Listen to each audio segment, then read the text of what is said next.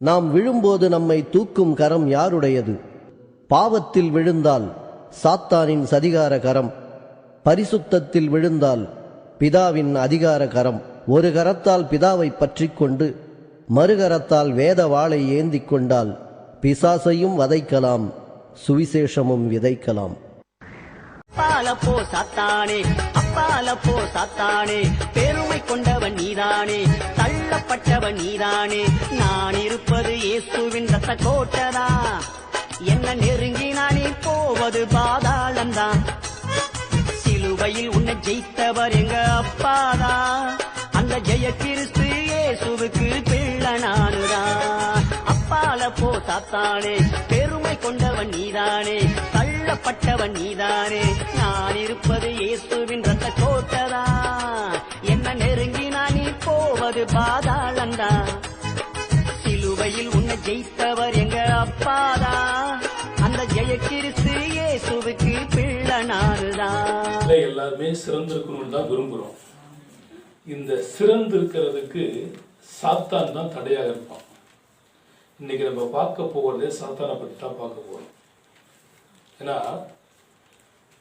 அந்த சாத்தான் தேவ சமூகத்தில் உலாவுகிறதான பிசாசுன்னு வேதம் கூறுகிறது. எங்க உலாவனா? தேவ சமூகம். தேவ சமூகம் இது தேவன் இருக்கிற இடம் தான் தேவ சமூகம். நீங்க நினைச்சுக்கிட்டு இருக்கிறீங்க நம்ம இங்க ஆராதிக்கிறோம், பாட்டு போடுறோம், சாத்தான் வர முடியாதுன்னு நீங்க நினைக்கிறீங்க. ஆனா யூதாசுக்குள்ளேயே யாரு புகுந்தா? சாத்தான் புகுந்தா. பேதுருக்குள்ள யாரு புகுந்தா? சாத்தா புகுந்தா. அப்ப இயேசுநாதருடைய சீடர்களுடைய சாத்தா போகும் பொழுது நீங்க மாத்திரம் இந்த சிறப்பான வாழ்க்கையை நிறைய காரியங்கள் இருக்கிறது. சிறந்ததான வஸ்திரம், சிறந்த பரிமள தைலம், சிறந்த வெகுமதி, சிறந்த விருட்சம், சிறந்த மகிமை, சிறந்த இடம், சிறந்த மனிதன், இப்படி பல வகையான காரியங்கள் சிறந்ததை குறித்து வேதம் கூறுகிறது. இந்த சிறப்பான காரியங்கள் எல்லாம் நாம் அடைய வேண்டுமானால் நாம் வெற்றி உள்ளதான வாழ்க்கை வாழ வேண்டும். என்ன வாழணும்? என்ன வாழ்க்கை? வெற்றி உள்ளதான வாழ்க்கை. அப்போ வெற்றி ஒன்று இருந்தாவே நமக்கு எதிரின்னு ஒருத்தர் இருப்போம். வெற்றி வேணுமானம் தான் நமக்கு யார் இருக்கிறான்? அது எந்த ஒரு விளையாட்டாக இருக்கட்டும், படிப்பாக இருக்கட்டும், எந்த துறையை சார்ந்து இருந்தாலும் சரி, அதற்கு போட்டி இருக்கும். இப்போ இந்த தம்பி சாட்சி சொன்னா, என்ன சாட்சி சொன்னா? எனக்கு பரிச்சை இருந்துச்சு, நான் போனேன், ஆனால் எதுவுமே எனக்கு தெரியாது, ஆனாலும் நான் ஜெபம் பண்ணினேன், எனக்கு தெரிஞ்சதே அதில் இருந்து நான் எழுதினேன். சில சமயத்தில் கர்த்தர் அந்த மாதிரி காரியங்களே வாங்கி செய்வார். பிரைஸ்லா. அதே போல ஞாயிற்றுக்கிழமை நம்ம ஆராதனைக்கு வரணும்னா அதுக்கு ஒரு ஆயத்தம் நமக்கு அவசியம். ஆயத்தம் இருந்தால்தான் நமது வாழ்க்கை ஆசீர்வாதமாய் காணப்படும். உங்க வாழ்க்கை சிறந்திருக்கும்படி கர்த்தர் உதவி செய்வார். அப்ப இந்த சிறப்பான வாழ்க்கையை வாழ்வதற்கு தடையாக இருப்பவன் சாத்தான். இந்த பிசாசானவன் தான் உங்களையும் என்னையும் சிறந்த வாழ்க்கை வாழாதபடிக்கு தடை செய்கிறவன்.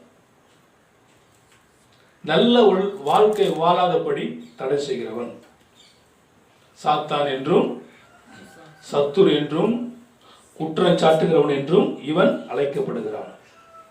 இவன் ஆவியாய் உலாவுகிறவனாக இருக்கிறான். எப்படி இருக்கிறான்?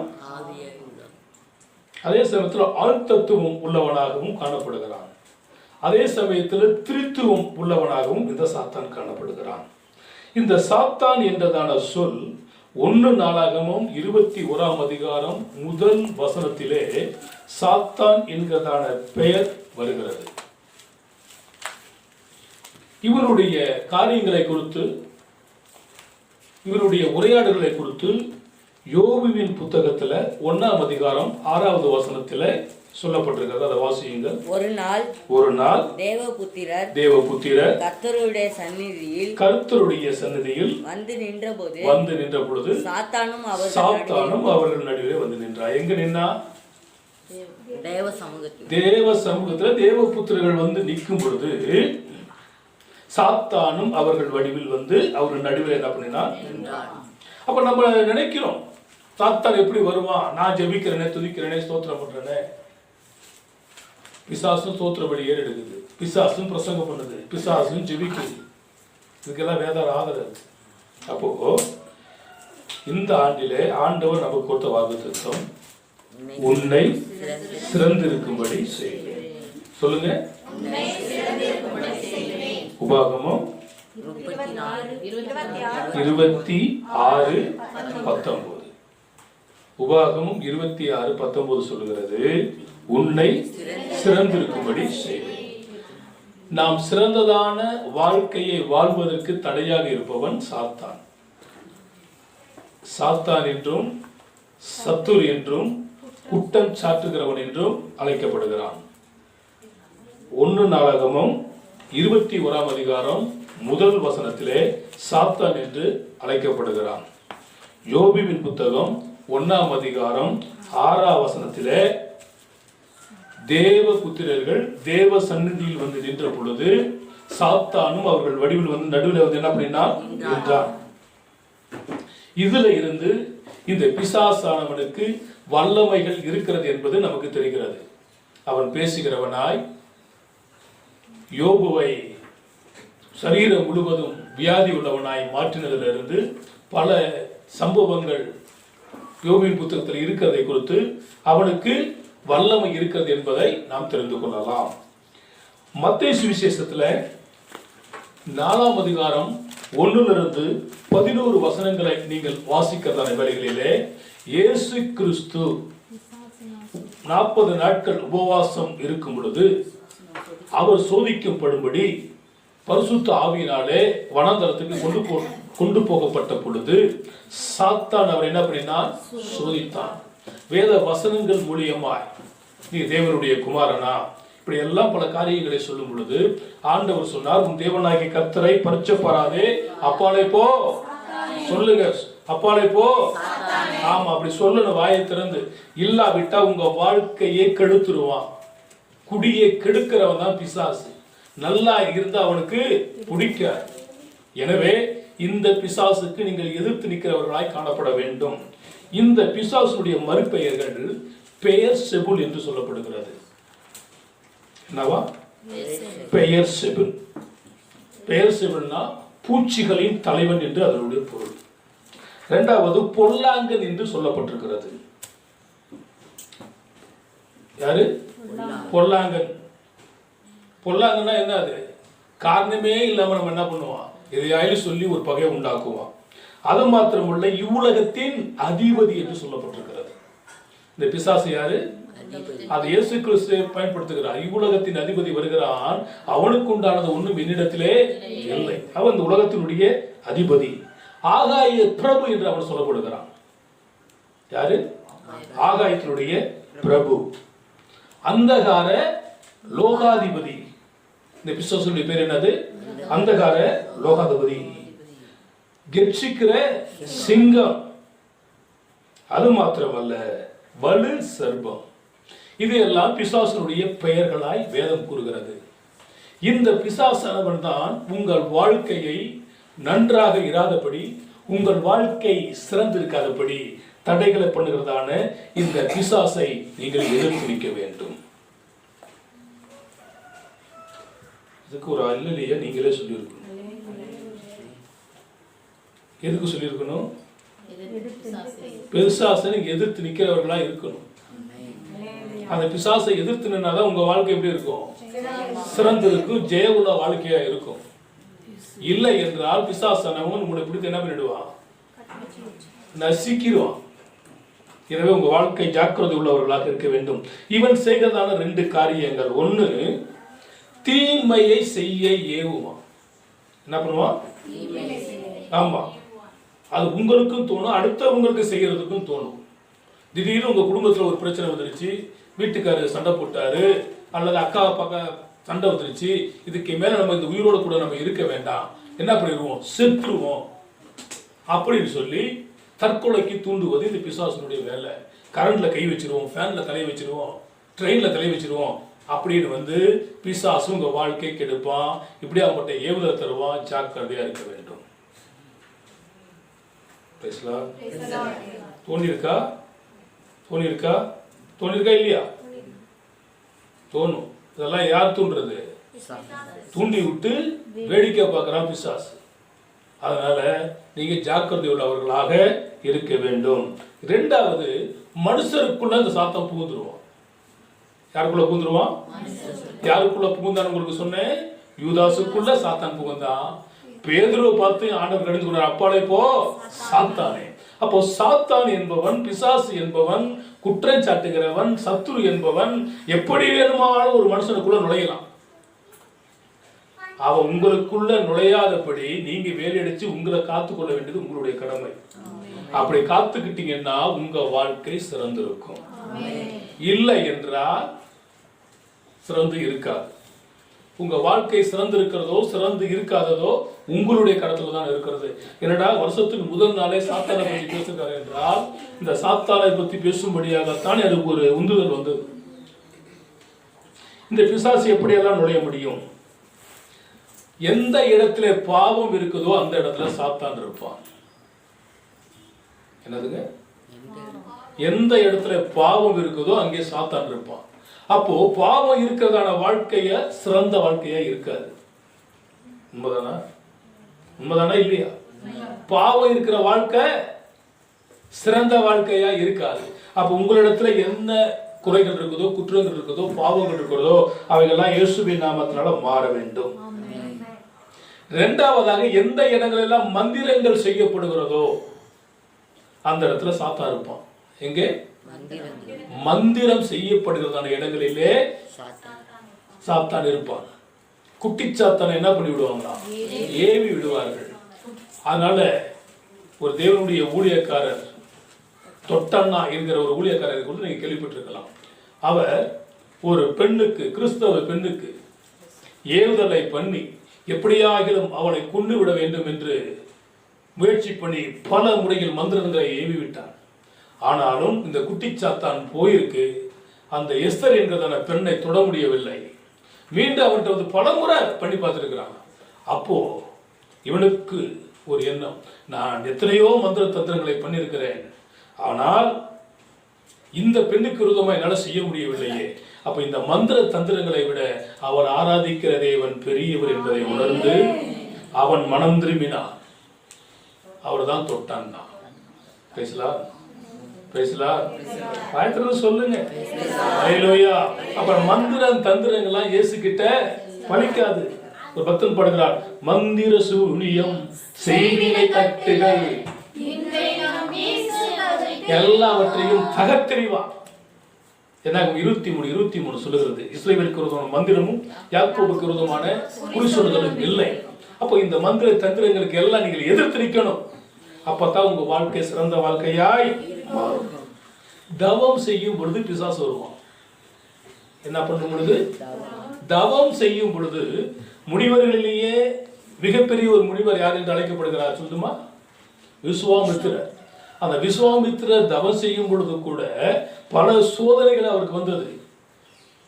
ஒரு பெண்ணார் தன்னுடைய தவத்தையே இழந்து போனார். ஆனாலும் போராடி திருப்பி என்ன பண்ணினார்? பெற்றுக்கொண்டார். தவம் எந்தெந்த மனுஷெல்லாம் செய்கிறானோ, பல இடத்துல பார்த்தீங்கன்னா அகோரிகள் இருப்பார்கள். அந்த அகோரிகள் செத்து போன புணங்களை திங்கிறவன் தான் அகோரி. நிறைய பேர் நான் கடவுள் என்று சொல்லிக் கொண்டிருக்கிறான். இவைகள் எல்லாம் எதற்கு அடையாளமாக இருக்கிறது என்றால், எந்த மனிதன் தவம் செய்து கொண்டிருக்கிறானோ அவனுக்குள்ள பிசாசு உள்ள போயிடும். அதுல எந்த வித மாற்றம் கிடையாது. ஜெபம் என்பது வேறு, தவம் என்பது வேறு. இன்னைக்கு உலகத்துல யோகா பயிற்சி செய்கிறான்.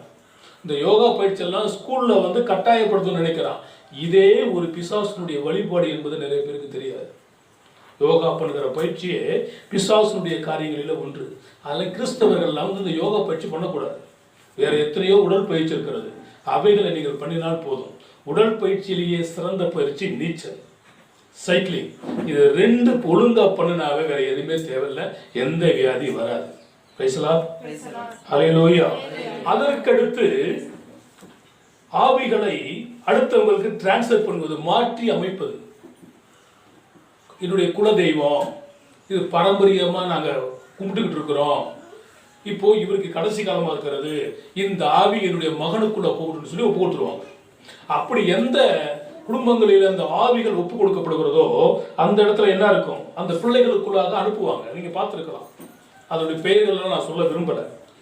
அப்போ அந்த குலதெய்வங்கள் ஒவ்வொரு இடத்துக்கு டிரான்ஸ்ஃபர் ஆகும் பொழுது அது அப்படிதான் இருக்கும். அதே போல பிசாசுகளோடு தொடர்பு வைத்துக் கொள்வது. ஒரு மனுஷனுக்குள் சாத்தான் வருவதற்கு ஒரு காரணத்தை நான் சொல்லிக்கிட்டு இருக்கிறேன். பிசாசுகளை இதோடு தொடர்பு வைத்துக் கொள்கிறது. யார் தொடர்பு வைத்துக் கொள்கிறா? காலையில வந்து குடுகுடுப்பக்காரன் வர்றான். அவன் எங்க இருந்து வர்றான்? சுடுகாட்டுல இருந்து வர்றான். கழுத செட்டா குட்டிச்செவு. ஆனா இவன் எங்க போறான்? சுடுகாட்டுல இருந்து அங்க பேய்களோடும் பிசாசுகளோடும் உறவாடி அந்த அசுத்தாவி இவன் போறதுக்கு முன்பதாக போகும். எந்தெந்த குடும்பத்துல என்ன நடந்துகிட்டு இருக்குது சொல்லும். அவன் சொல்லிட்டு அந்த ஆவிகளோட கூட இருந்து அவன் போயிடுவான். காலையில வந்துதான் அவன் நான் உங்களுக்கு குறி சொன்னேன், அது சொன்னேன், இது சொன்னேன்னு சொல்லிட்டு எனக்கு காணிக்க கொடுங்க சொல்லி அதை என்ன பண்ணுவான்? வாங்கிட்டு போவான். இது எதனால நடைபெறுகிறது என்று சொன்னால், அந்த பிசாசோடு கூட எந்த மனுஷன் தொடர்பு வைத்துக் கொள்கிறானோ, கயிறுகளை மாந்திரிகங்களை எல்லாம் கட்டி கொள்கிறானோ, அவனோடு கூட யார் இருப்பா? யார் இருப்பா? பிசாசு இருக்கும். என்ன ஒண்ணு? அர்ப்பணம் பண்ணுதல், டெடிகேஷன் பண்ணுதல், அர்ப்பணித்தல். நிறைய பேர் என்ன பண்றாங்க? நிறைய காரியங்களுக்கு ஒப்பு கொடுக்குறாங்க. நான் முடி எடுத்துறேன், நான் நெருப்புல நடக்கிறேன், நான் வந்து குத்திக்கிறேன், இப்படி வந்து தன்னை அர்ப்பணிப்பாங்க. எந்த மனுஷன் அப்படி சாத்தானுக்கு அர்ப்பணிக்கிறானோ அந்த மனுஷனை சாத்தா என்ன பண்ணும்? பிடித்துக் கொள்ளும். சடங்கு முறைகள் செய்வது, பல வகையான சடங்கு.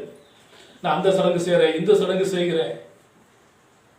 எந்தெந்த மனுஷன்லாம் பிசாசுக்கு சடங்கு முறைகளை செய்கிறானோ அவனோட கூட யார் இருப்பா? சாத்தான் இருக்கும். அதே சமயத்தில் சில வரவேற்பாங்க, சாத்தானை வரவேற்பாங்க. அமெரிக்காவில் அந்த மாதிரி ஒரு நடனமே இருக்குது, வேகன் நடனம். அந்த நடனத்தில் பிசாசை சந்தோஷப்படுத்தும்படியாய் அந்த மாகாணம் முழுவதும் ஆடுவார்கள். ஆகவே பெண்கள் எல்லாம் நிர்வாணமாய் ஆடுவார்கள் மக்களை சந்தோஷப்படுவதற்காக. இந்த மாதிரி கேளிக்கை கூத்துகளிலே சாத்தான் இருப்பான். அங்கே போகிறவர்களை சாத்தான் பிடிப்பான். இப்படியாப்பட்ட ஒரு மனுஷன் எந்த வாழ்க்கையை பெற முடியாது, வாழ முடியாது. என்னடா வாக்குத்தத்தம் கொடுத்திருக்கிறாரே, நமக்கு சிறந்த வாழ்க்கை அமையலன்னா, இந்த 10 காரியத்தின் நிமித்தமாய் பிசாசானவன் ஒரு மனுஷனுக்குள்ள புகுந்து விடுவான். இந்த காரியங்களிலிருந்து நீங்க விடுபடும் பொழுதுதான் கர்த்தர் உங்களை ஆசீர்வதிப்பார். ஒரு மனுஷனுக்குள் பிசாசு புகுதுன்னா சும்மா புகுறாது. இந்த 10 காரியங்கள் அவனுக்குள்ளாய் காணப்படும். நல்லாதான் இருந்தான் யூதாஸ் காரியத்து. 30 வெள்ளி காசுக்காக இயேசுவை காட்டி கொடுத்து அவனுக்குள் யார் புகுந்தா? சாத்தான் புகுந்தான். நான் மறுதளிக்கவே மாட்டேன் அப்படின்னு சொன்னவன் என்ன பண்ணினா 3 தடவை மறுதளித்தான். இயேசு கிறிஸ்துவை பார்த்து கடிந்து கொடுக்கிறார், அப்பாலே போ சாத்தானை என்று கடிந்து கொடுக்கிறார். அது மாத்திரமல்ல, முற்பிதாக்கள் இடத்துல இருந்து அந்த பிசாசு வரும், பாரம்பரியமாய் வரும். இப்ப சொல்றான் ஜி, நமக்கு தெரியாது. இப்ப அதை ஒண்ணு கண்டுபிடிச்சிட்டான். என்னது? ஜி. அது 10 தலைமுறையா இருந்தா கூட அது வருமா? அது போல முன்னோர்களால் உருவாக்கப்பட்டிருந்தால் முன்னோர்களுடைய பாரம்பரியத்தின்படி கூட ஒரு மனுஷனை என்ன பண்ணலாம்? சாத்தான் வந்து அட்டாக் பண்ணலாம். எனக்கு வந்து வேண்டுதல் செய்திருந்தாங்க. எங்க வேண்டுதல் செய்திருந்தாங்கன்னா, திருச்செந்தூர்ல போய் எனக்கு மொட்டை அடிக்கிறதா எனக்கு வேண்டுதல் பண்ணியிருந்தாங்க. ஏன்னா என்னுடைய பேர் செந்தில் வடிவேலவன். அதுக்கு பிறகு நாங்கள் இயேசுநாதரை ஏற்றுக்கொண்டோம். இந்த நாள் ஒரு நான் திருச்செந்தூருக்கு போகவும் இல்லை, நான் மொட்டை அடிக்கவும் இல்லை. ஆனா சொன்னாங்க, உனக்கு சாமி கண்ணு குத்திரும், குத்துனா பார்த்துக்கலான்னு விட்டுட்டேன். நல்லா தான் இருக்கிறேன். அப்போ நாம் அர்ப்பணிக்கிறதான வேலைகளில நமது வாழ்க்கையில எது வேணுமாலும் எப்படி வேணுமாலும் வரலாம். உங்க வாழ்க்கையில நீங்க தேவனுக்கு பிரியமாக நடந்தால்தான் உங்க வாழ்க்கையை தேவன் சிறந்திருக்கும்படி செய்வார். சில சமயங்களிலே பிசாசானவன் மனுஷனுடைய சிந்தனையை அறிந்து பாவம் செய்ய தூண்டுவான். உங்களுடைய சிந்தனையை அறிந்து பாவம் செய்ய தூண்டுவோம். நீங்க சொல்ல தேவையில்லை, நான் அப்படி பண்ணணும் இப்படி பண்ணணும். உங்க சிந்தனை. அதனால தான் வேதம் கூறுகிறது, எண்ணங்கள் எல்லாவற்றையும் சிறையாக்கி அவைகள் எல்லாம் இயேசுவுக்கு என்ன பண்ணணுமா? கீழ்ப்படுத்த வேண்டும். எல்லா சிந்தனைகளையும் நீங்க ஆண்டவர்கள் கீழ்ப்படுத்த வேண்டும். கிறிஸ்துவின் சிந்தை உங்களை ஆளக்கடவுது. மாம்ச சிந்தை மரணம், ஆவியின் சிந்தையை நித்திய ஜீவன்.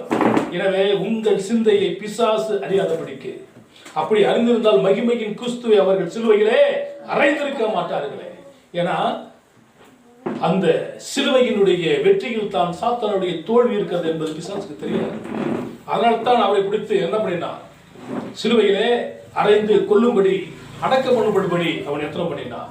இயேசு கிறிஸ்துவுக்கே அவன் பாடுகளை பிசாசினால் கொடுக்க முடியும் என்றால், யோபுக்கே அவ்வளவு பிரச்சனைகளை கொடுப்பான் என்று சொன்னார், உங்களுக்கும் எனக்கும் பிசாசு எப்படி வேணுமாலும் கொண்டு வரலாம். நம்ம சிறந்த வாழ்க்கையை வாழாதபடிக்கு பிசாசு தடைகளை கொண்டு வரலாம். அந்த தடைகளை உடைக்கிறதான தேவன் இந்த ஆண்டிலே உங்களுக்கு முன்பதாக செல்வாராக. மனுஷனுக்குள்ள புகுந்து வியாதிகளை கொடுத்து, துன்பங்களை கொடுத்து, பாடுகளை கொடுத்து, இந்த பிசாசுடைய கிரிகளை நிறைய வேதத்தில் படிக்கிற ஒரு மனுஷனுக்குள்ளாக இருந்தது. அவன் கல்லறையில் அவன் குடியிருப்பாக இருந்தது. அவன் வஸ்திரம் தெரியாதவனாக இருந்தான். கல்களினால் தன்னை எப்பொழுதும் காயப்படுத்திக் கொண்டிருந்தான். வாயிலை எப்பொழுதும் நுரைத்தலினவனாய் காணப்பட்டான். இயேசு கிறிஸ்து அங்கே வருகிறதான வேலைகளிலே, உன்னதமான தேவனுடைய குமாரனே, என்னை வேதனைப்படுத்தவாய் வந்தாய் என்று அது கத்தும் பொழுது, சத்தம் போடாத அமைதலாய் இரு ஆண்டவர் சொன்னார். அவனை விட்டு போய் என்று சொன்னார். உடனே அந்த மனிதன் வஸ்திரம் தரித்தவனாய் இயேசு கூட இருந்தான் என்று பார்க்கிறோம். ஆனால் இன்றைய தினத்திலே பாஸ்டர்ஸ் என்ன பண்றாங்கன்னா, ஒவ்வொருவருடைய போட்டோவை போட்டு, இவருக்காக இவர் ஜெபித்ததான வேலைகளே இவருடைய வயிற்று வலி நீங்கிறது, இவருக்காக இந்த போதனை ஜெபித்த பொழுது இவருடைய தலைவலி நீங்கிறது, இந்த சகோதரிக்காக இவர் ஜெபித்த பொழுது இவருடைய கட்டி மறைந்தது, இப்படி எல்லாம் என்ன பண்ணிட்டு இருக்கிறாங்க, வால் போஸ்ட் அடிச்சு விளம்பரம் பண்றாங்க. ஆண்டவர் சொன்னார், என்னால் அல்லாமல் ஒன்றும் செய்ய முடியாது. தேவன் நாம மகிமைப்பட வேண்டுமே. அப்படியெல்லாம் நான் கர்த்தர் அடியனை கொண்டு செய்ததான காரியங்கள் அதே தனி புக்கு போடலாம். ஒவ்வொருத்தருடைய போட்டோவை போட்டு, ஒவ்வொரு சாட்சிகளை போட்டு, இங்க இருக்கிறத ஒவ்வொரு பேனும் ஒவ்வொரு அற்புதத்தினால் உள்ளதான தவிர வேற ஒண்ணும் கிடையாது. கர்த்தர் நல்லவர். தேவனுடைய நாமத்தை மகிமைப்படுத்த வேண்டுமே தவிர நம்மை பிரஸ்தாபப்படுத்த வேண்டிய அவசியம் இல்லை. நீங்க நல்லா புரிந்து கொள்ள வேண்டும். சாத்தான் என்பவன் தோற்கடிக்கப்பட்டவன். சாத்தான் யாரு? தோற்கடிக்கப்பட்டவன். அவன் ஜெயித்தவன் அல்ல, தோற்கடிக்கப்பட்டதான பல்கள் எல்லாம் புடுங்கப்பட்ட கெட்சிக்கிற சிங்கத்துடைய பல எல்லாம் ஆண்டவர் என்ன பண்ணிட்டார்? புடுங்கிட்டா. அவன் பல்லு இல்லாத ஒரு பொக்காவாய் இருந்ததை நீங்க புரிஞ்சு கொள்ள வேண்டும். அவனை பார்த்து நீங்க பயப்பட வேண்டிய அவசியமே இல்லை. ஏனென்றால் உலகத்தில் இருக்கிறவனில் உங்களுக்குள் இருக்கிறவர் பெரியவர். இந்த பிசாசுடைய கிரிகளை அழிக்கும்படிக்கு தேவனுடைய குமாரன் வெளிப்பட்டார். இந்த பிசாசோட கூட நீங்க எதிர்த்து நிற்கணும். பிசாசானவனுக்கு பிடிக்காத காரியங்கள் நிறைய இருக்குது. நீங்க தேவனுடைய சபைக்கு வருவது பிசாசுக்கு பிடிக்காது. ஜெபிப்பது பிசாசுக்கு பிடிக்காது. வேதத்தை படிப்பது பிசாசுக்கு பிடிக்காது. உங்க வீட்டுல ஜெபம் வைப்பது பிசாசுக்கு பிடிக்காது. நீங்க ஊழியம் செய்வது பிசாசுக்கு பிடிக்காது. நீங்க ஆரோக்கியமா இருப்பது பிசாசுக்கு பிடிக்காது. தேவ ஊழியக்காரர் உங்களோட வீட்டுக்கு வந்து உங்களுக்கு ஜெபிப்பது, ஊழியரை நீங்கள் தேவனையும் தேவனுடைய ஊழியக்காரையும் சந்திப்பது பிசாசுக்கு பிடிக்காது. இவைகள் எல்லாம் நீங்கள் ஆராய்ந்து அறிந்து கொள்வீர்கள் என்றால் பிசாசை ஜெயிக்கலாம். உங்க வாழ்க்கை சிறந்திருக்க வேண்டுமானால் உங்கள் எதிராளியாக பிசாசை நீங்கள் ஜெயிக்கிறவர்களாய் காணப்பட வேண்டும். இந்த பிசாசு எப்படி வர்றான்? ஓசியாவின் புத்தகம் 8ஆம் அதிகாரம் 1ஆம் வசனம். ஓசியா 8:1. உன் வாயிலே எக்காலத்தை வை. அவர்கள் என் உடன்படிக்கையை மீறி நியாயப்பிரமாணத்துக்கு விரோதமாக துரோகம் பண்ணினபடியினால், என் நியாயப்பிரமாணத்துக்கு விரோதமாக துரோகம் பண்ணினபடியினால் கர்த்தருடைய வீட்டின் மேல் சத்துரு கழுகை போல் பறந்து வருவான். பேசலாம். எங்க வரானா? கர்த்தருடைய வீட்டில சத்துரு எப்படி வரானா? கழுகை போல பறந்து வரானா. வேதம் கழுகை பத்தி நிறைய சொல்கிறது. கர்த்தருக்கு காத்திருக்கிறவர்கள் கழுகு போல என்ன பண்ணுவார்கள்? புது பலன் அடைந்து செட்டையில் அடைந்து பறப்பார்கள். இங்கே கழுகு என்பது சாத்தானை பற்றியும் சொல்லப்படுகிறது. பிதாவாகிய தேவனுக்கு ஒப்பாகவும் கழுகு சொல்லப்பட்டிருக்கிறது. நான் சொல்றதை நீங்க நல்லா புரிஞ்சுக்கணும். உன் வாழ்க்கை சிறந்திருக்க வேண்டுமானால் நீ ஜெயம் பெறக்கூடியவனாக இருக்கணும். யாரை ஜெயிக்கக்கூடியவனா இருக்கணும்? சாத்தானை ஜெயிக்கக்கூடியவனா இருக்கணும். இந்த சாத்தான் எப்படி வருவானா? கழுகை போல் பறந்து வருகிறவனாக இருக்கிறான். பிதாவாகிய தேவனை குறித்து என்ன சொல்லப்பட்டிருக்கிறது? கழுகு தன் கூட்டை கலத்து தன் குஞ்சுகளின் மேல் அசைவாடி அவைகளை தன் சட்டைகள் மேல் சுமந்து கொண்டு போவது போல உன் தேவனாகிய கர்த்தர் உன்னோடு கூட இருந்தார். அந்த பிதாவாகிய தேவனுக்கு ஒப்பனையாக கழுகு பற்றி சொல்லப்படுகிறது. இங்கே தேவனுடைய வீட்டின் மேல சத்துரு என்ன பண்றானா? கழுகை போல பறந்து வருகிறான். இந்த கழுகை பத்தி ஏசாயா 31:5 படிச்சு பாருங்க என்ன சொல்லப்படுதுன்னு. ஏசாயா 31:5.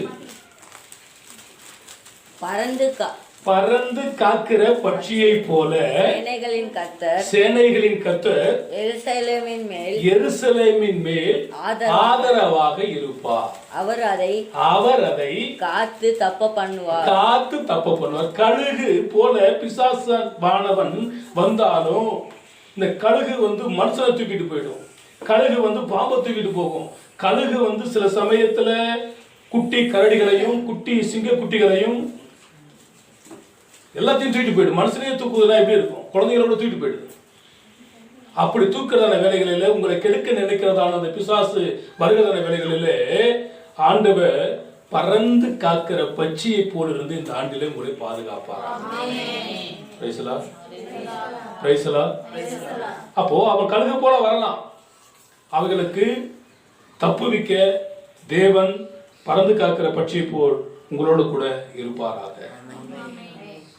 மத்தேயு 24:28 சொல்லப்படுகிறது. மத்தேயு 27:20 சொல்லப்படுகிறது. மத்தேயு சொல்லிட்டேன் உங்களுக்கு 27:20. இங்கெல்லாம்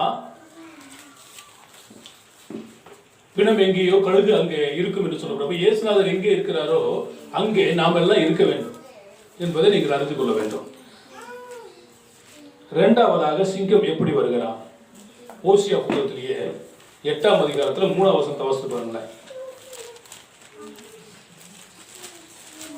ஓசியா 8:3. ஆனாலும் இஸ்ரவேல்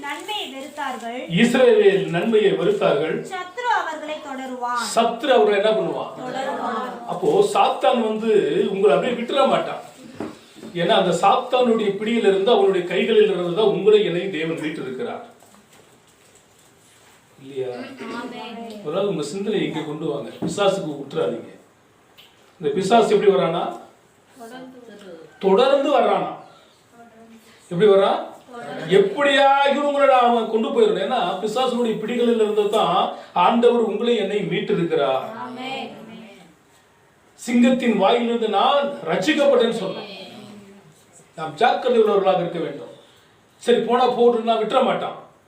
பாவம் உன்னை தொடர்ந்து எப்படி பிடிக்குமோ அதே போல பிசாசானவன் உன்னை எப்படியாக பிடிச்சு ஆண்டவருடைய கையில இருந்து கொண்டு போயிடணும். அவனை நீங்க ஜெபிக்க கூடாது, நீங்க ஆராதிக்க கூடாது, சபைக்கு வரக்கூடாது, சாட்சியாக இருக்கக்கூடாது. அது பிசாசுக்கு பிடிக்காது. எப்படியாகிலும் இவனை முடமாக்கிடணும், எப்படியாகிலும் இவன் சர்ச்சைக்கு போகிறதுக்கு தடையை உண்டு பண்ணணும் அப்படி சொல்லி பல காரியங்களை செய்வான். அப்பதான் உங்க சொந்த பந்தமெல்லாம் வரும், உங்க வீட்டுக்கு வரும். அப்போ சாத்தான் சொந்த பந்தத்து மூலியமா வருவான். ஒருத்தருக்குள்ள எப்படி சாத்தா வந்தா பாருங்க. ஒரு மருமகன் தன்னுடைய மாமனார் வர்றான் அப்படின்றதுக்காக ஒரு பாட்டில் சாராயம் வச்சிருந்தாரு. என்ன வாங்கி வச்சிருந்தாரு? சாராயம் ஒரு பாட்டில். மாமனார் வர முடியாத ஒரு சூழ்நிலை. இவரும் நல்ல சபைக்கு போறவன், நல்லா ஜெபிக்கிறவன், நல்லா ஆராதிக்கிறவன். இப்போ இந்த சாராயம் எங்க இருக்குது? ஃப்ரிட்ஜில் இருக்குது. யாருக்காக வாங்கினது? மாமனாருக்காக வாங்கினது. இவனுக்கு ஒரு எண்ணம், மாமனாருக்கு நம்ம வாங்கி வச்சோம், மாமனார் வரல. இது ரொம்ப நாளா அவனை கொஞ்சம் குடிச்சு பார்த்தா என்னன்னு கொஞ்சம் குடிச்சு பார்த்தான்.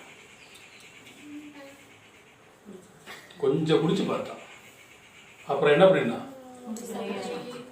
தொடர் குடிக்கிறதா மாறிட்டான். இப்படிதாங்க பிசாசு நுழைவான். நீ எதுக்கு நீ வாங்கி கொடுக்குற சாராயத்தை? ஜாக்கிரதை உள்ளவர்களாக இருக்க வேண்டும். பிசாசு தொடருவான். உன்னை தொடர்ந்து பிடிச்சு உன்னை எப்படியாகிலும் அழித்து விட வேண்டும் என்று நினைப்பான். நீங்கள் ஜாக்கிரதை உள்ளவர்களாக இருக்க வேண்டும். அப்படி இருக்கிறதான வேலைகளிலே சங்கீதம் 23 5வது வசனமும் 6வது வசனத்தையும் படிக்கும் பொழுது, நீ போகிறதான இடமெல்லாம் உன் தேவனாகிய கர்த்தர் உங்களோடு கூட இருப்பார். உன் சத்துருக்களுக்கு முன்பதாக ஒரு பந்தி ஆயத்தப்படுத்தி என் தலையை எண்ணெயினால் அபிஷேகம் பண்ணுகிறார். என் பாத்திரம் நிரம்பி விழுகிறது. என் ஜீவனுள்ள நாட்கள் எல்லாம் நன்மையும் கிருபையும் என்னை தொடரும். ஒரு அல்லேலூயா சொல்லு. கஷ்டமா இருக்கு எனக்கு. என்ன வசனம் சொல்லிக்கிட்டு இருக்கிறதுல ஒரு உற்சாகம், ஒரு ஆமீன், ஒரு அல்லேலூயா சொல்றது இல்லையா? சாத்தானுக்கு உப்பு கொடுக்காதீங்கன்ற. யாருக்கு உப்பு கொடுக்காதீங்க? அவன் என்ன பண்ணுவான்? தொடர்ந்து வர்றானா.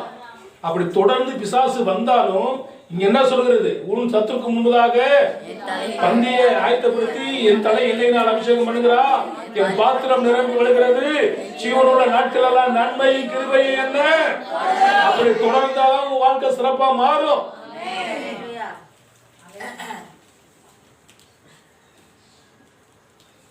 ஆண்டவருக்கு அல்லேலூயா சொல்லுங்க, அவருக்கு மகிமைக்கு அல்லேலூயா சொல்லுங்க. இல்லாட்டி சாத்தான் என்ன பண்ண, தொடர்ந்து வந்து உன்னை பிடிச்சி இழுத்துருவான், பாதகத்துக்குள்ள போய் போட்டுருவான். உன் வாழ்க்கை சிறந்திருக்கு வந்து சொல்றத காது கொடுத்து கேளுங்க. வீட்டில் போய் பிரியாணி செய்யறது அதெல்லாம் அப்புறம் வச்சுக்கலாம். தேவனுடைய சமூகத்தை வந்தால் தேவனை தேட பாருங்க. முதலாவது என்ன சொன்னேன்? கழுகை போல் பிறந்து வர்றான். ரெண்டாவது என்ன சொன்னேன்? தொடர்ந்து வர்றான். ஆனா நம்ம சத்துரு தொடர்ந்து வரக்கூடாது. எது வரணும்? நன்மையும் கிருபையும் நம்மை தொடர்ந்து வரணும். கர்த்தர் நம்மை தொடர்ந்து வரணும். மேகஸ்தம்பம் நம்மை தொடர்ந்து வரணும். அக்னி ஸ்தம்பம் நம்மை தொடர்ந்து வரணும். நான் உன்னை விட்டு விலகுவதும் இல்லை, உன்னை கைவிடுவதும் இல்லை, தேவன் நம்மை தொடர்ந்து வரணும். தேவனுடைய சமூகம் வரணும். அப்பொழுதுதான் நமது வாழ்க்கை சிறந்திருக்கும். மூணாவது பிசாசு எப்படி வராம பாருங்க. 1 பேதுரு 5:8 1 பேதுரு 5:8 தெளிந்த புத்தியா இருங்களா. எப்படி இருக்கணுமா? தெளிந்த புத்தி உள்ளவர்களாக இருங்கள், விழித்திருங்கள். ஏனெனில் உங்கள் எதிராளியாகிய பிசாசானவன் கெர்ச்சிக்கிற சிங்கத்தை போல எவனை விழுங்கலாம் என்று வகை தேடி சுற்றி திரிகிறான். அவன் சிங்கத்தை போல என்ன பண்ணுவான்? உங்களை சுத்தி சுத்தி சுத்தி சுத்தி தான் வருவான். எப்படிடா இவனை விளத்தலாம் தான் வருவான். அப்பதான் சி போ பிசாசனை நீங்கள் கழிந்து கொள்ள வேண்டும். நாங்கள் பைபிள் காலேஜில் படிக்கிற பொழுது இந்த பசங்க ஒரு சில என்ன பண்ணுவாங்கன்னா, பெண் பிள்ளைகள் நடந்து சி பிசாசை போ அடிமாடு. ஆனால் அதெல்லாம் மிகப்பெரிய தப்பு இல்லையா? சாத்தா வருது பாரு, வீழ்ந்து தள்ளிடுவாங்க. அவங்கள அழகா ரசிக்க கூடாது அப்படின்றதுனால இப்படி சொல்லுவாங்க. அப்போ அதே பைபிள் காலேஜில் படிக்கிற பெண்கள் என்ன சொல்லியிருப்பாங்க? ஒரு ஆணை பார்த்தா சொல்லியிருப்பாங்கல்ல. இப்ப வந்து ஆணா இருக்கட்டும் பெண்ணா இருக்கட்டும், யாரா இருந்தா என்ன, யாரையும் நம்ம அற்பமா என்ன பண்ணிடக்கூடாது, எண்ணக்கூடாது. ஏன்னா பெண்களுக்கு பைபிள் காலேஜ் இருக்கு. அப்ப அவங்க ஆண்களை பார்த்து அவங்க சொல்லியிருப்பாங்க. எப்படி இப்ப ஆண்களை பார்த்து ஆண்கள் பெண்களை பார்த்து சொல்றாங்களோ அதுக்குள்ள பெண்கள் ஆண்களை பார்த்து சொல்லியிருப்பாங்க. ஆனா வேதம் சொல்கிறது மனுஷன் தனிமையா இருப்பது நல்லதல்ல, ஏற்ற காலத்துல ஏற்ற துணை உண்டாக்குவேன் என்றுதான் வேத சத்தியம். இது அறியாம தெரியாம நிறைய பேர் அப்படி சொல்லியிருக்கலாம். இங்கே பிசாசனவன் யாரை விழுங்கலாமோ என்று கெர்ச்சிக்கிற சிங்கத்தை போல வரும் பொழுது சி பிசாசை ஓடிப்போ அப்படின்னு நம்ம எதிர்த்து நிற்க வேண்டும். பிசாசனுடைய கிரிகள் அழித்து போட வேண்டும். உலக சொல்லுவாங்க, நெருப்பு எரிஞ்சுக்கிட்டு இருந்துச்சுன்னா அங்க ஈ வராது. இரும்பு அடிக்கிற இடத்துல ஈக்கு என்ன வேலை? நீங்க ஆண்டவருடைய சமூகத்துல காத்திருந்து ஜெபிக்கிறவர்களாய், வேதத்தை படிக்கிறவர்களாய், கர்த்தரை துதிக்கிறவர்களாய், கர்த்தரை ஆராதிக்கிறவர்களாக இருந்தால் சாத்தான் உங்க கிட்ட வர முடியாது. அவன் தலை தெறிக்க ஓடி போயிடுவான். என்னை விட்டு நான் போயிடுன்னு ஓடி போவான். கெர்ச்சிக்கிற சிங்கத்தை போல் சத்துரு வரும் பொழுது வசனத்தை படிங்க. ஏசாயா 25:8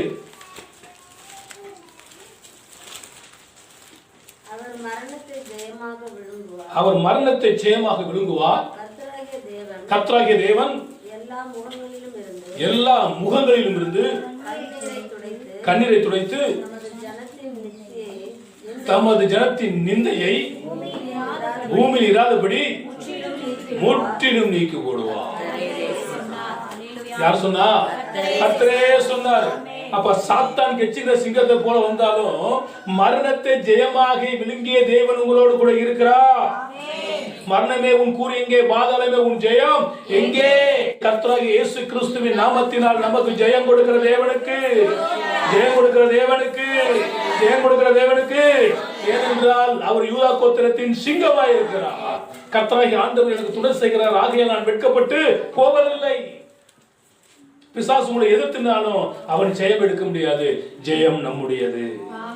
உபாகமம் 28:7 உனக்கு விரோதமாய் எழும்பும் உன் சத்துருக்களை கர்த்தர் உனக்கு முன்பாக முறியடிக்கும்படி ஒப்பு கொடுப்பார். ஒரு வழியாய் வருகிறவர்கள் 7 வழியாய் ஓடி போவார்கள். அல்லேலூயா. சாத்தான் எதிர்த்து நின்றாலும் நீங்கள் கவலைப்பட வேண்டியதில்லை. கர்த்தர் உங்களோடு கூட இருக்கிறார். ஒரு வழியாய் வருகிறதான சாத்தான் 7 வழியாய் ஓடி போவானாக. உனக்கு விரோதமாக உருவாக்கப்படுகிற எந்த ஆயுதமும் வாய்க்காதே போவதாக இயேசுவின் நாமத்தில். உங்க வாழ்க்கை சிறந்திருக்கப்படாதபடிக்கு சாத்தான் தடை பண்ணுவான். ஐந்தாவதாக மத்தேயு 19வது அதிகாரம் 25வது வசனம். அவருடைய சீஷர்கள் அதை கேட்டு மிகவும் ஆச்சரியப்பட்டு அப்படியானால் யார் ரட்சிக்கப்படக்கூடும் என்றார்கள். இயேசு அவர்களை பார்த்து மனுஷரால் இது கூடாததுதான் தேவனாலே எல்லாம் கூடும். இன்னும் மத்தேயு, மார்க்கு, லூக்கா இவைகள் நீங்க வாசிக்கும் பொழுது பிசாசானவன் கலைகளை விதைக்கிறவனாக இருக்கிறான். எதை விதைக்கிறானா? கலைகளை விதைக்கிறவனாக இருக்கிறான். அந்த கலைகள் விதைத்துட்டு நாம் இரவிலே தூங்கும் பொழுது இருதயமாகிய நிலத்திலிருந்து வசனமாகிய விதைகளை அவன் எடுத்து விடுகிறான் என்று சொல்லப்பட்டிருக்கிறது. அதற்கு போது கலைகளை விதைக்கிறான். ஆனால் வேதத்தில் நம்ம படிக்கும்போது தெளிவாக சொல்லும்போது அவர் கலைகளை விதைக்கிறவன், கெட்ட எண்ணங்களை விதைக்கிறவன், கெட்ட சிந்தனைகளை விதைக்கிறவன். ஆனா இயேசுவோ நமது வாழ்க்கையில நல்லதையே செய்கிற தேவன். அல்லேலூயா. இந்த கலைகள் வராதபடிக்கு, அவன் விதைக்காதபடிக்கு நாம் விழிப்புணர்வுள்ளாய் விழித்திருக்க வேண்டும். இந்த வேத வசனம் நம்முடைய இருதயத்தில் காணப்பட வேண்டும். எபேசியர் 6:12 படிக்கும் பொழுது மாம்சத்தோடு இரத்தத்தோடும் அல்ல துணைத்தனங்களோடும் அதிகாரங்களோடும் இப்பிரபஞ்சத்தில் இருந்த பொல்லாத லோகாதிபதிகளோடு உங்களுக்கு நடக்கும் போராட்டம் உண்டு. லூக்கா 10:19 படிக்கிறோம். இதோ சர்ப்பங்களை தேள்களை எடுக்கவும் சத்துருவின் சகல வல்லமைகளை மேற்கொள்ள உங்களுக்கு நான் அதிகாரத்தை கொடுக்கிறேன் என்று ஆண்டவர் சொல்லியிருக்கிறார். அந்த கலைகளை விதைக்கிற பிசாசுக்கு விரோதமாய் எதிர்த்து நாம் நிற்க வேண்டும். தூற்றுக்குடை அவருடைய கைகளில் இருக்கிறது. மரத்தருகிலே கோடாரி வைக்கப்பட்டிருக்கிறது. வேதபாரகரும் பரிசேயர்களும் யோவான் ஸ்நானத்தில் வரும் பொழுது விரிய பாம்பின் குட்டிகளை வரும் கோபாக்களுக்கு தப்பித்துக் கொள்ள உங்களுக்கு வகை கட்டணையா அப்படி கடிந்து கொண்டுதான் அவன் பிரசங்கம் பண்ணினான். இன்னைக்கு கடிந்து கொண்டு பிரசங்கம் பண்ணா சபைக்கு மக்கள் வரதில்லை. அவங்களுக்கு தேவையெல்லாம் இயேசு அன்பாக இருக்கிறார், இயேசு இரக்க உள்ளவராக இருக்கிறார், இயேசு உன் கண்ணீரை துடைக்கிறவராக இருக்கிறார், இயேசு உன் கரங்களை பிடித்து மகளே எழுந்து என்று சொல்லுகிறார், உன் சுகவாழ்வு சீக்கிரத்தில் துளிர்க்கும் என்று சொல்லுகிறார், உன்னை 1000 மடங்கு ஆசீர்வதிக்கிறார், உன் துக்கம் சந்தோஷமாய் மாறும் என்று சொல்லுகிறார். இப்படி பண்றதுக்கு 1000 பேர் இருக்கிறாங்க. நமக்கு அது தேவையில்லை. சத்தியம் சத்தியம்தான். அதற்காக தான் கர்த்தரை அழைத்தார். அது 4 பேர் 40 பேர் 4000 பேரோ அதெல்லாம் அப்புறப்பட்ட பிரச்சனை. இந்த வசனம் சொல்கிறது பிசாசுக்கு என்ன பண்ணு, எதிர்த்து. 6ஆவதாக ஏசாயா 59:19. அப்பொழுது சூரியன் அஸ்தமிக்கும் திசை தொடங்கி கர்த்தருடைய நாமத்துக்கும் சூரியன் உதிக்கும் திசை தொடங்கி அவருடைய மகிமைக்கும் பயப்படுவார்கள். வெள்ளம் போல சத்துரு வரும்போது கர்த்தருடைய ஆவியானவர் அவனுக்கு விரோதமாக கொடியை ஏற்றுவார். உங்களுக்கு விரோதமாக ஆண்டவர் கொடியை ஏற்றுவாராக. அல்லேலூயா, அல்லேலூயா. உன்னதப்பட்ட சொல்லப்பட்டிருக்கிறது, என்னை விருந்துச்சாலை கலைத்துக் கொண்டு போனார், என் மேல் பறந்த அவருடைய கொடி நேசமே. அப்போ சாத்தான் வெள்ளம் போல வருவான். எப்படி எல்லாம் வர்றான்? கழுகை போல் பிசாசு வருகிறான். உங்களை தொடர்ந்து அழித்து விட வருகிறான். விழுங்குகிறவனாய் வருகிறான், எதிர்த்து நிற்கிறவனாய் வருகிறான், கலைகளை விதைக்கிறவனாய் வருகிறான், வெள்ளம் போல் வருகிறான். ஆனா இவைகள் எல்லாவற்றிலையும் ஆண்டவர் நம்மோடு கூட இருக்கிறார். அவர் நம்மோடு கூட இருக்கும்போது நம்ம வாழ்க்கை எப்படி இருக்குமா? சிறப்பாக இருக்கும். இந்த காரியங்களால இங்க செஞ்சாதான் சிறப்பாக இருக்கும். இல்லாவிட்டா வாழ்க்கையே வெறுப்பா இருக்கும். சிறப்பா இருக்கிறதோ உங்க வாழ்க்கையை வெறுப்பா மாத்துறதோ உங்க கையில தான் இருக்கு. இதை வர நாள்ல நம்ம பார்த்துக்கலாம். உங்களுக்கு முதல் எச்சரிப்பாக சொல்றேன், சாத்தான் குற்றம் சாட்டுகிறவன், சத்துரு, பெயர் செபுல், அந்தகார லோகாதிபதி, உலகத்தின் அதிபதி, ஆகாய பிரபு, பொல்லாங்கன், இப்படி எல்லாம் படைக்கப்படுறான். அவனுக்கு நீங்கள் நாளை எதிர்த்து நிற்போம். நமது வாழ்க்கை வெற்றி உள்ளதாக மாறட்டும். நமது வாழ்க்கை சிறந்த வாழ்க்கையாக மாறட்டும். ஆண்டவர் உங்களை ஆசீர்வதிக்கட்டும். அப்பாலே போ சாத்தானே, அப்பாலே போ, போ போ, அப்பாலே போ சாத்தானே, அப்பாலே போ. உன் ஆயுதங்கள் ஒன்றும் இங்கு பலிக்காதே. நான் இயேசுவின் இரத்தத்தாலே மீட்கப்பட்டேன். எனக்கொன்றும் பயமில்லை உலகத்திலே. நான் இயேசுவின் இரத்தத்தாலே மீட்கப்பட்டேன். எனக்கொன்றும் பயமில்லை உலகத்திலே. அப்பாலே போ சாத்தானே, அப்பாலே போ, அப்பாலே போ சாத்தானே, அப்பாலே போ.